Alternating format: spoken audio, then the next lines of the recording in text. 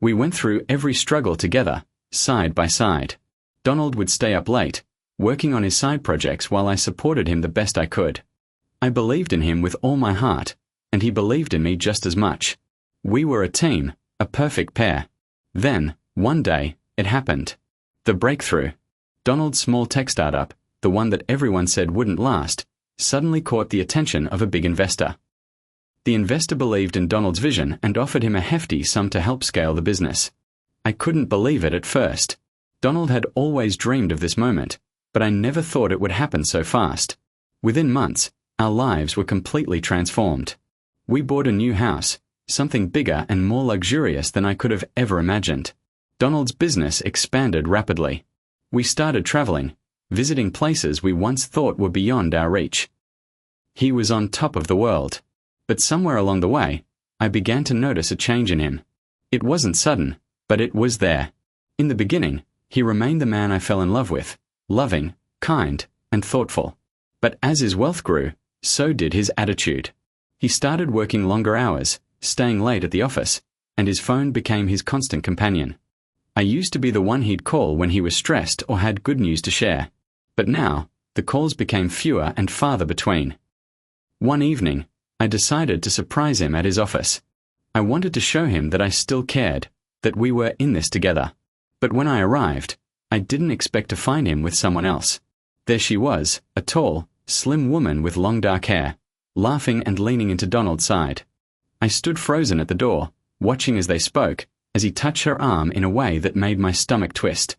I didn't know what to feel: anger, hurt, confusion. I turned around quickly, trying to hide the tears that were threatening to spill. I didn't confront him that night. I didn't know what to say. Instead, I went home, lying awake in bed, the weight of his betrayal crushing me.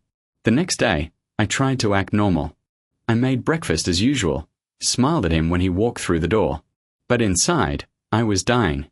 Days passed, and Donald seemed oblivious to the pain he had caused me. He was too caught up in his newfound wealth, in the lifestyle that came with it. The woman I had seen him with was not the only one. There were others. His business trips became more frequent, and I began to notice how distant he was. He was no longer the man I had supported through thick and thin. He was someone else. Someone I didn't recognize. I tried to talk to him about it, but he brushed it off. "You're overreacting," he'd say. "I'm just busy. You know how it is." But I knew. I knew that he was lying. The man I had once loved was slipping away, replaced by someone I couldn't understand. I began to wonder, had I been nothing more than a stepping stone for him to reach his dreams?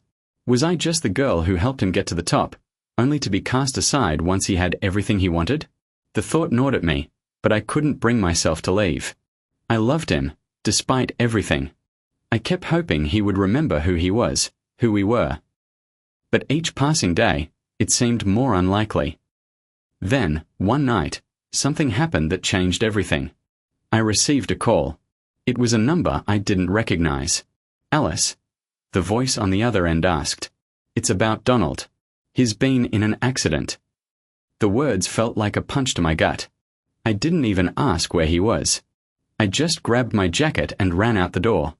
I didn't care about anything else. Nothing mattered except getting to him. I drove as fast as I could, my mind racing with worry. What if something happened to him? What if this was it?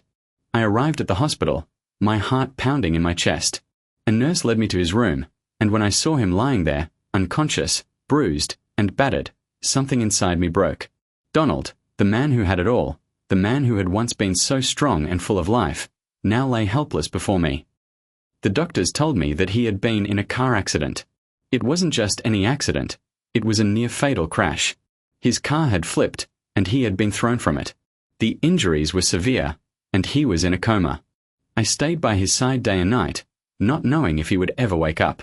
The man who had built his empire from nothing was now at the mercy of life, just as fragile as anyone else. The days turned into weeks, and Donald remained unconscious. I watched as his body healed, but his mind stayed locked in a deep sleep. It wasn't easy. The anger, the pain, the betrayal, all of it bubbled to the surface as I sat by his bedside. But at the same time, there was something else, something deeper. I had loved this man with all my heart. How could I abandon him now, when he needed me the most? One evening, I was sitting by his bed, holding his hand, when I heard him stir. His fingers twitched slightly, and I felt a jolt of hope. "Donald?" I whispered, my voice shaking. "Can you hear me?" His eyes fluttered open, and for the first time in weeks, I saw his face. But it wasn't the same face. There was a quiet sadness in his eyes, an emptiness that hadn't been there before. "Alice," he said weakly, his voice hoarse. "I'm sorry. I've done so many things I regret." The words were simple, but they hit me like a wave. I wasn't sure if it was the accident that had brought him back to his senses, or if it was just the reality of being broken and vulnerable. But I saw something in him that I hadn't seen in a long time: remorse. "I know," I said softly. "I know you've changed. But this is the man you've become, Donald. I can't fix that for you. I can't undo what's been done." He looked at me with tears in his eyes. "I don't expect you to forgive me. But please, please don't leave me. I need you. I need you more than ever." The road to recovery wasn't easy.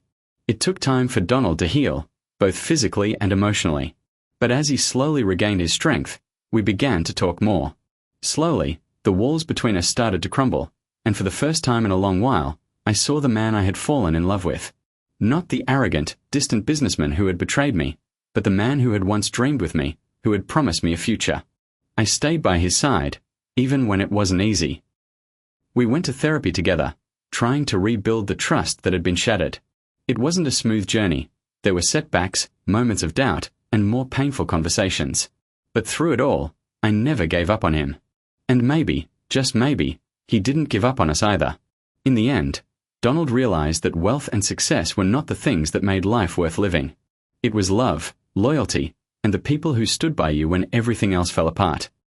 It took an accident, a near-death experience, for him to see that. But when he woke up from the coma, it wasn't just his body that healed, it was his heart. We didn't have it all figured out. But we were together, and that was enough. And as we faced the future, I knew that no matter what happened, we would face it as equals, with no more distance between us. In the end, it wasn't his wealth that mattered, nor the women he had chased.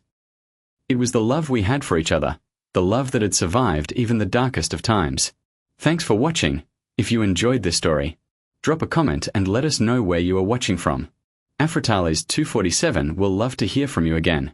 And please don't forget to like, share and subscribe so you don't miss out on our interesting stories.